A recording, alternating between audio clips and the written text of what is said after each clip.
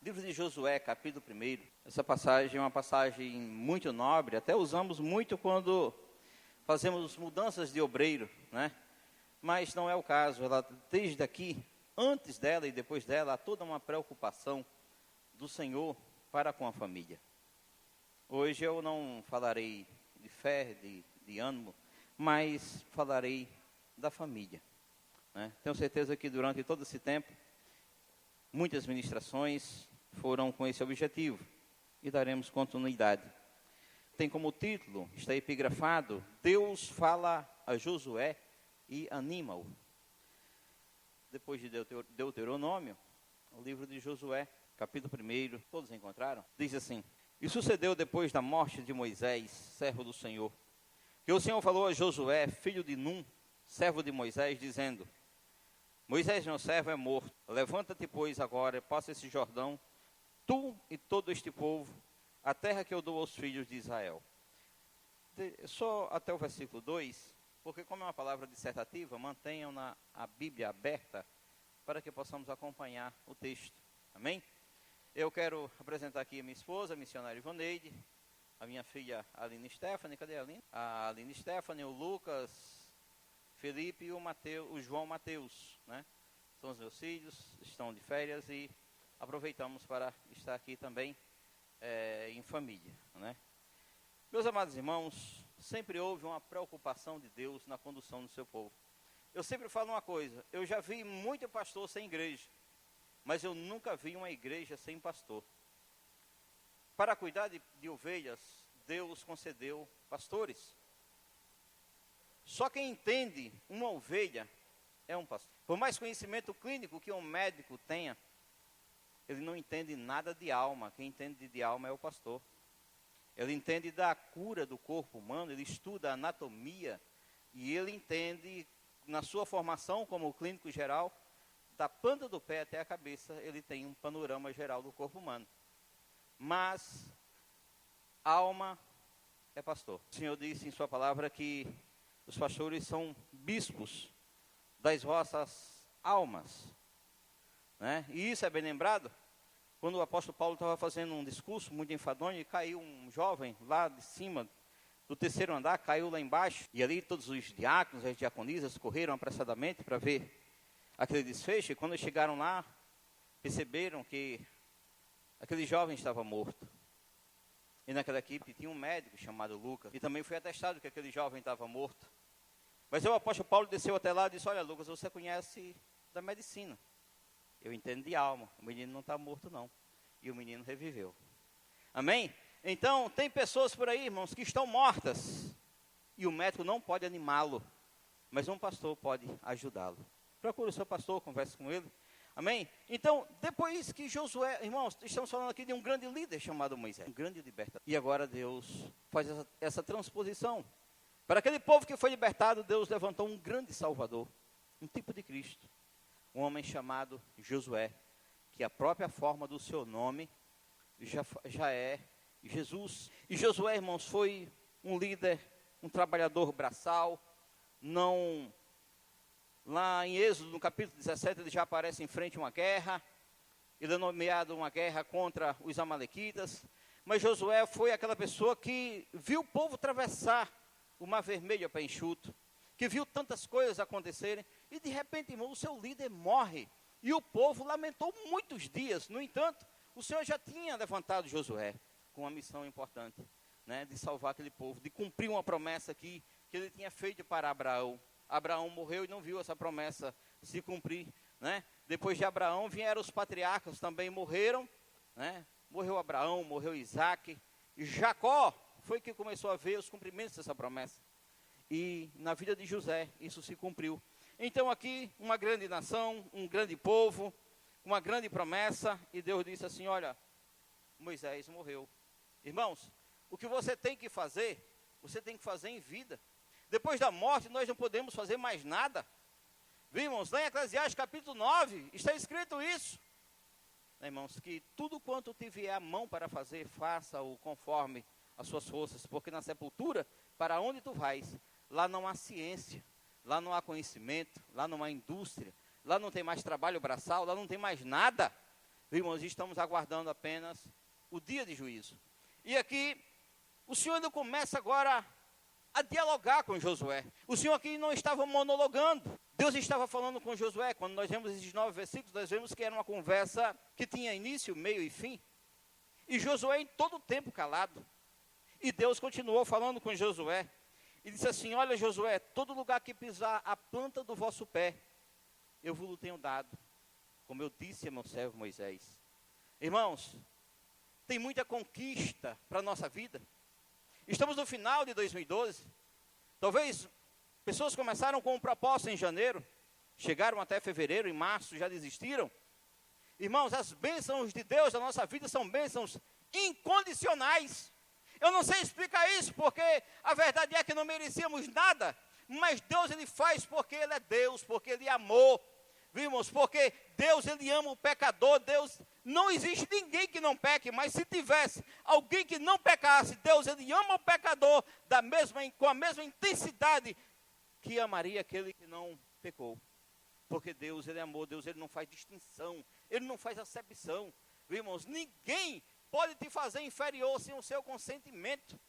Ei, volte para cá. Nós precisamos, irmão, ter esta autoestima e esta confiança. E é no culto da família que passa um filme na nossa cabeça para entendermos que nós somos importantes. E é isso que eu quero falar para vocês nessa noite. Que vocês entendam que vocês que estão aqui, vocês têm uma importância.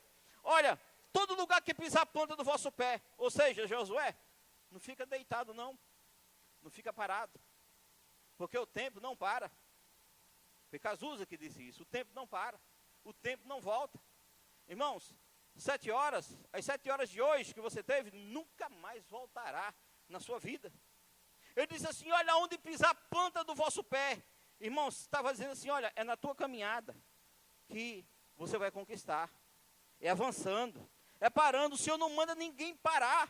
Eu não sei porquê, meu Deus, hoje existem mais cavernas abertas do que a igreja. Cada um tem a sua caverna, cada um está lá no seu quadrado. Às vezes por um dissabor, uma coisa pequena dentro da igreja, a pessoa não vem mais para a igreja. Ela cria uma caverna, ela fica na caverna. E Deus é tão misericordioso, irmãos, que tem mandado os pássaros lá levar, irmãos, a comida necessária para que hoje você estivesse aqui. Todo lugar que pisar a planta do vosso pé, eu tenho dado, como eu disse a Moisés. Desde o deserto, desde este Líbano até o grande rio, o rio Eufrates, toda a terra dos heteus, até o grande mar, para o poente do sol será o vosso termo. Irmãos, era uma bênção sem medida. Para vocês terem ideia, o termo aqui, poente do sol, significava dizer que não tinha limite no alcance da bênção, porque em Natal, o sol nasce 40 minutos antes. Lá em Natal o sol nasce primeiro do que aqui. É tanto que também o sol aqui, quando nós estamos em Natal, estamos assistindo o noticiário, lá já está escuro, aqui ainda está claro. Significa dizer que o fim do termo da visão de Natal para cá é diferente da visão daqui para lá. Então, irmãos, a bênção de Deus para a nossa vida nunca foi limitada. Se você conseguiu pouco, mas não foi pouco que Deus já terminou para a sua vida, num piscar de olho, irmãos, Deus pode modificar o quadro da tua vida. E se for para que você seja um milionário, milionário será. Se for para que seja próspero em alguma área, você será próspero. Porque nada de Deus é limitado. E ele disse assim, olha, ninguém, versículo 5, nenhum se susterá diante de ti, todos os dias da tua vida. Irmão, todo dia Deus tem uma força para a nossa vida. Todo dia nós temos uma palavra para a nossa vida. Todo dia tem uma palavra não temas para a nossa vida. Todo dia tem uma palavra prossiga. Todo dia tem uma palavra, eu serei contigo, eu estou contigo. Isso, irmãos, é uma coisa verdadeira. E diz assim, olha, aí Deus começa aqui, numa curta conversa, Deus repete uma coisa 3 vezes, falando para Josué. E diz assim, olha, o versículo 6, a primeira palavra que o Senhor fala para Josué, diz assim, olha, esforça-te e tem bom ânimo. Irmãos, a pior desgraça que tem na vida de um crente, é um crente velho desanimado. O nordestino, ele é conhecido por um povo bem-humorado e conhecido por um povo trabalhador. Todas as adversidades que nós temos, nós conseguimos sair das adversidades sorrindo e com a força do Senhor. O ânimo é uma coisa importante. Irmãos, uma pessoa que é mal-humorada, ela atrai maldição para a vida dela. Ela não está satisfeita com nada. reclama de tudo. O Senhor disse assim a Josué, no seu ministério, onde você pisar a planta do vosso pé, eu serei contigo. O termo, olha, é ilimitado, agora você precisa ser esforçado. Irmãos, eu nunca vi, olha que eu já vi muitas profecias na minha vida, mas eu nunca vi Deus levantar alguém assim no meio da igreja, pastor Machado, e dizer, eis meu servo preguiçoso que eu vou te abençoar. Vocês já ouviram, irmão? Não, irmão, Deus fala com a pessoa esforçada.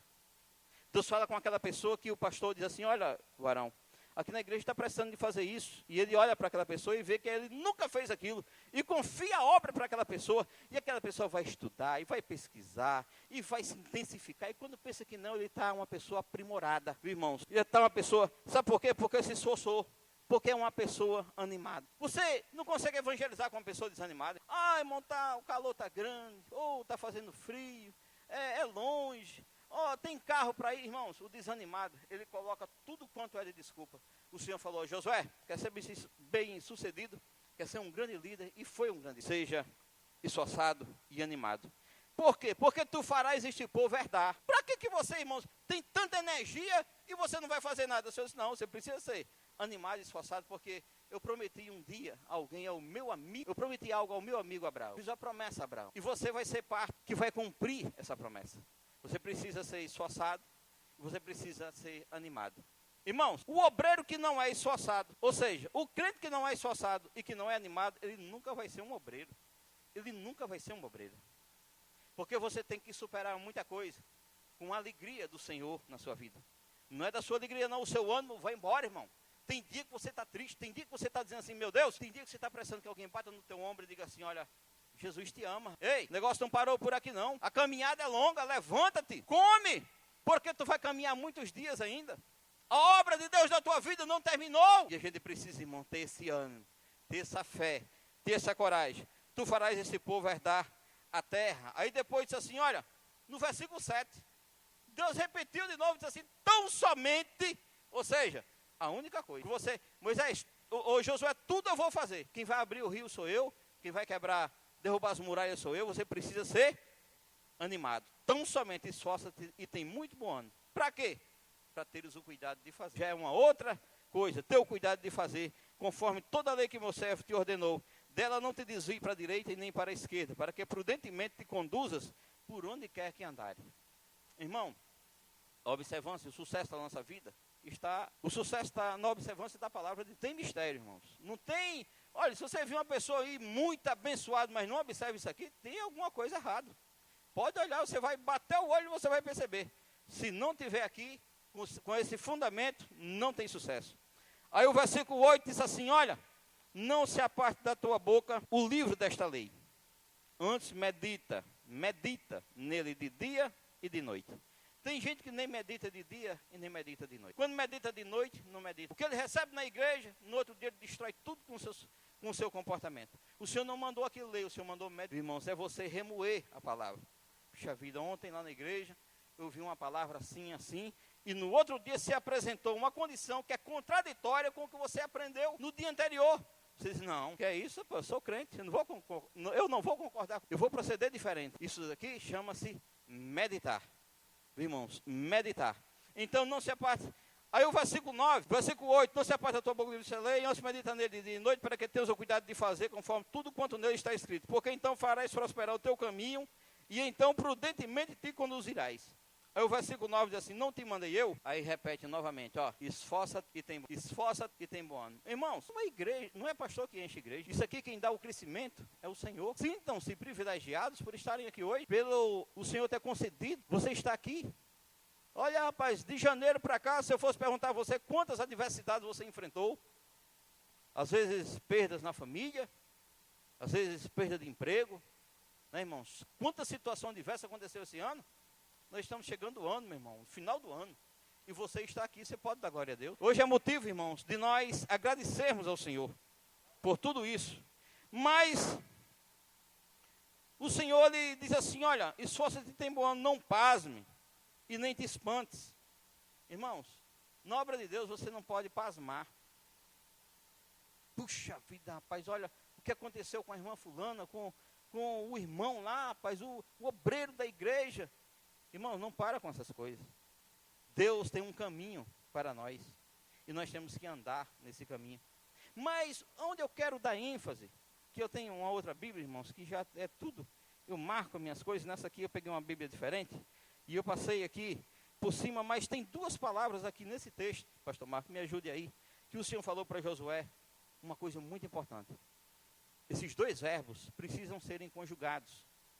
O Senhor disse assim, olha, não te deixarei, nem te desampararei. Viu, irmãos? O Senhor é contigo, por onde quer que andar. Quando o Senhor disse assim, o Senhor é contigo, meu irmão, essa bênção passou de Josué e chegou na minha e na tua vida. O Senhor é contigo, por onde quer que andares. Irmão, o próprio salmista disse, olha, ainda que eu faça lá no Seol a minha cama, ainda que eu desça as profundezas do mar, aí tu estás. Irmãos, o Senhor, Ele é contigo. O Senhor não te deixa. O Senhor aqui, irmãos, era o próprio Senhor Jesus Cristo, que estava levando o povo para a terra prometida. Ainda não tinha chegado o tempo dele morrer na cruz do Calvário. Então, o Senhor ele estava nessa missão aqui.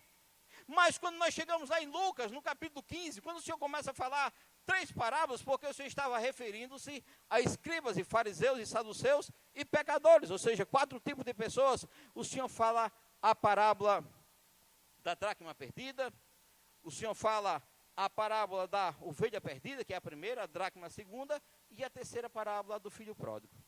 Aí veja bem onde é que você se encaixa, onde é que isso tem a ver com a família. O Senhor disse assim, olha, não te deixarei.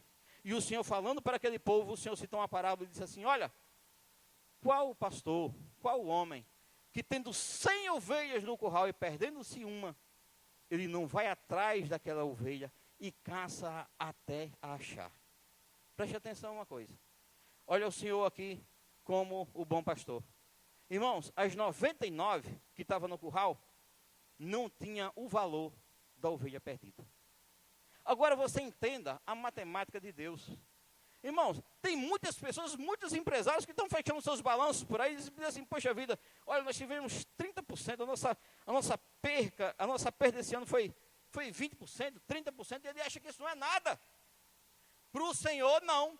Você é importante. Eu não sei quem está faltando aqui nesta noite, pastor Marcos sabe, vocês sabem também. Essa pessoa que não está aqui nesta noite, preste atenção, ela está sendo mais importante do que todos nós que estamos aqui na visão de Deus. A pessoa que saiu dessa igreja, pastor Marcos, que se desviou, se tiver alguém nessa situação, ela é mais importante do que todos nós que estamos aqui. Porque na visão de Deus, irmãos, as 99, elas têm obrigação de adorar. Elas têm obrigação de ofertar. Elas têm obrigação de enaltecer o nome do Senhor. Porque elas sabem, elas estão afiadas, elas estão dentro do curral, estão recebendo instrução. A perdida não. O pastor sai atrás e vai procurar. A ovelha perdida, irmão, o Senhor vai procurar. Isso era uma prática que... Por que o pastor ia procurar essa ovelha? Porque o pastor, irmãos, ele ganhava para tomar conta das ovelhas. E quando uma ovelha era perdida, o que ele tinha que fazer?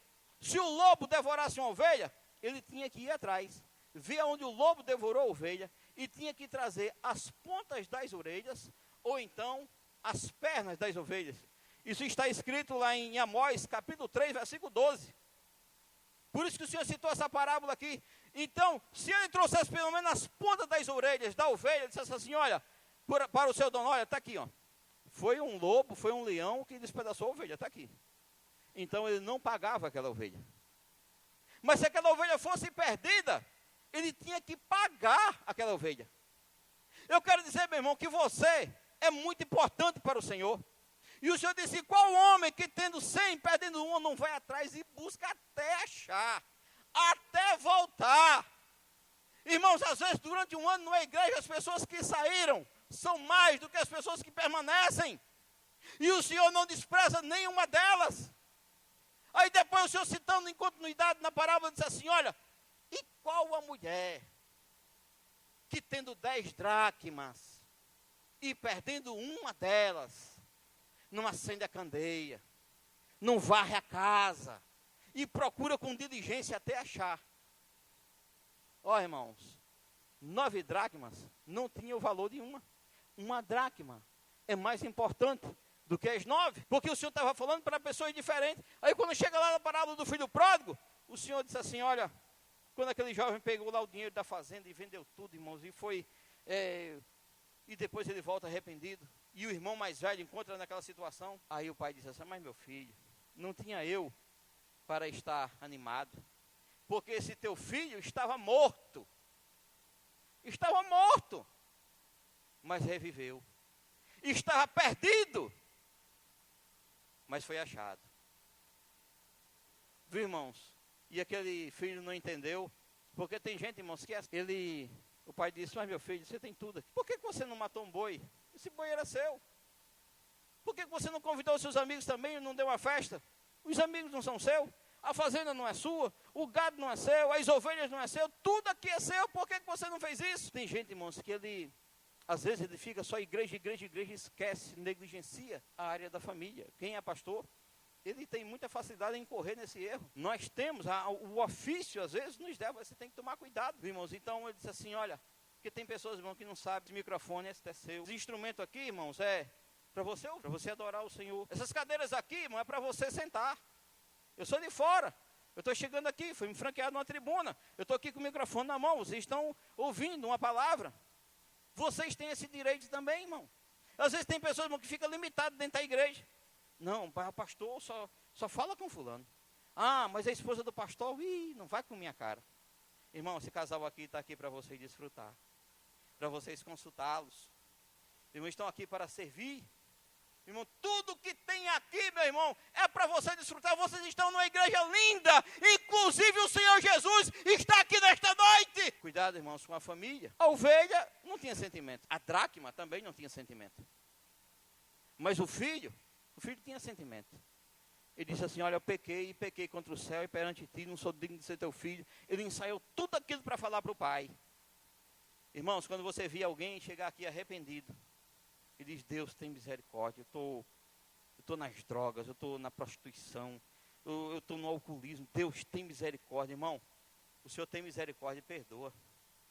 Perdoa todos os pecados. Eu sou de um tempo, pastor Marco, que quando alguém aceitava Jesus na igreja, os irmãos faziam festa. Os irmãos levantavam, abraçavam. Eu nasci no evangelho assim. Hoje em dia, quando chega alguém assim na igreja, as pessoas nem cumprimentam mais, assim, parece que o afeto foi diminuído, foi atrofiado, o carinho, o amor, parece que foi encurtado. E não, nós precisamos chegar e dar as mãos. A pessoa às vezes vem até com pensamento de suicídio, irmão. Está ali, entrou na igreja por acaso, viu, irmãos, e está nessa situação. Chega lá, irmão, dá o apoio, dá o teu ombro. Viu, irmão, não é aquele ombro que tem lá no Zorra Total, tem um humorista que ele tem um paletó assim, né, com um ombro bem grande, né, e dá o ombro dele. Não é aquele ombro não, mas é a amizade, é o carinho, é o estender a mão. Olha, rapaz, conta comigo, eu vou te ajudar em oração.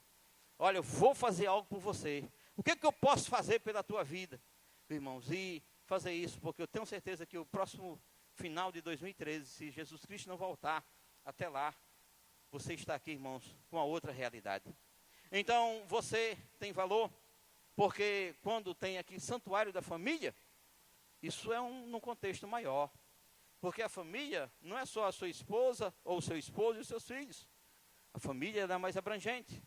Tem a linha ascendente, tem a linha descendente, tem a linha lateral, colateral. Irmãos, os primeiros, segundo, terceiro, quarto graus, assim o direito entende na abrangência na família. Então, se você olhar direitinho, puxa vida, a minha tia, sempre tem alguém que tem uma tia, tem um primo, tem um parente, né, irmãos? Hoje em dia tem tanto crédito aí, irmão, a tinha é 25 centavos. Às vezes a pessoa gasta os créditos tudo em falando mal dos outros, né, irmão? Fazendo fuxico, né, irmão? Pega o teu celular, rapaz, liga lá para um parente distante, diz, olha, rapaz, Jesus te ama, aproveita esse clima agora de harmônico, né? Essa coinonia que nós estamos vivendo, fala com alguém, né? Passa um e-mail, entra no Face, viu, irmãos? E da nossa igreja lá, irmãos, tinha uma complicação, porque os irmãos agora lá aprenderam a fazer fofoca pelo Face. Irmão, já não basta as que fazem dentro da igreja agora pelo Face, mas usa o Face, irmão, como um canal para abençoar a vida das pessoas, para dizer que Jesus ama, que Jesus é bom. Porque vocês não estão mentindo não, Jesus te ama, Jesus é bom, Jesus é maravilhoso. Irmãos, que vocês continuem com esse propósito definido, né, em prol da família. E que Jesus abençoe grandemente a vida de vocês. Só me resta fazer uma pergunta. Se tem alguém nessa noite que quer fazer parte dessa família, uma família bonita, uma família abençoada, e quer aceitá-lo e reconhecer Jesus Cristo como o único e suficiente Salvador da sua vida. Se há alguém aqui no nosso meio que quer fazer isso, a igreja fica em pé. Eu sempre peço para a igreja ficar em pé, irmão, porque às vezes a pessoa quer ficar em pé e ela sente-se intimidada. Viu, irmãos? Se tem alguém aqui nessa noite que quer aceitá-lo como Salvador da sua vida. Tem alguém, eu não conheço vocês, mas se tem alguém aqui que não é evangélico, que ainda não fez uma confissão de fé pública, como manda a recomendação bíblica, se nessa noite você quer aceitá-lo como Salvador da sua vida. Tem alguém aqui nessa noite que quer aceitá-lo como Salvador da sua vida? Então, que Jesus possa abençoar. E eu agradeço a oportunidade. Agradeço ao pastor Marcos. Em nome de Jesus. Amém. O pastor está pedindo para fazer uma oração. Lá na nossa igreja, geralmente nós chamamos as pessoas à frente. Amém? Se vocês quiserem vir aqui à frente, fazemos uma oração, porque esse ano você saltou muralhas. Esse ano você foi para o hospital e voltou. Esse ano Deus deu o livramento de você ir numa penitenciária, de você sofrer um acidente de carro, um acidente automobilístico. Deus deu multidão de livramentos a você. E a verdade é que quando chegamos à reta final, final de ano, eu vou fazer uma oração de agradecimento e com extensividade também, com alcance à sua família. Bondoso Deus e eterno Pai, Senhor Jesus Cristo, aqui está, meu Pai, os teus servos, meus irmãos, são meus irmãos, meu Pai, muitos eu não sei o nome, mas são meus irmãos, eu estou aqui na tua casa, o Senhor é meu Pai, Jesus Cristo é meu irmão, irmão deles, e nesse momento eu oro, intercedo, como forma de agradecimento por todos os livramentos que o Senhor tem dado a cada um deles. Ainda que tenha alguém aqui que não tenha recebido esse benefício, mas recebeu na sua família, através da corrente de oração, através da intercessão. Meu Pai, muito obrigado, Senhor, por tudo, porque Tu és lindo, o Senhor é maravilhoso, o Senhor é maravilhoso, sempre será maravilhoso na nossa vida. É por isso que nós temos o gozo, a alegria de virmos aqui, meu Pai, na Tua casa, na Tua presença, vim aqui à frente para dizer assim: Senhor, o Senhor esteve comigo, muito obrigado. E agora, meu Pai amado, eu quero apresentar a cada parente, os avós, os pais, os tios, os primos, as primas, os sobrinhos, meu Pai, os cunhados, os genros, que o Senhor possa abençoar, meu Pai, as noras, a família de cada um dos Teus filhos que está aqui, e que eles não estão por alguma situação, por alguma circunstância, às vezes está num leito de enfermidade, às vezes, meu Pai, está em situação deplorável, mas que o Senhor tenha o alcance da sua mão sobre a vida dessas pessoas, e que o Senhor, meu Pai, salve, porque a salvação, meu Pai, é o bem maior. A salvação, meu Deus, é o bem maior. O que adianta, meu Pai, eu estar rico e eu estar condenado? Mas eu te louvo, meu Pai, pela Tua salvação na minha vida e na vida da minha família.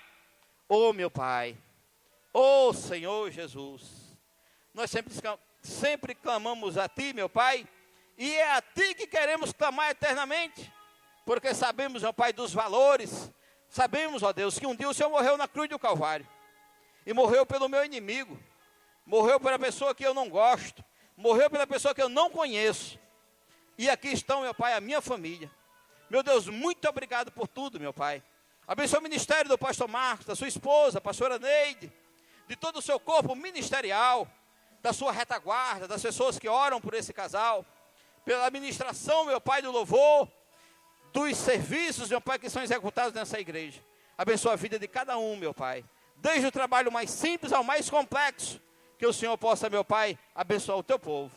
E eu abençoo essa igreja, meu Pai, em nome de Jesus. E todos digam amém.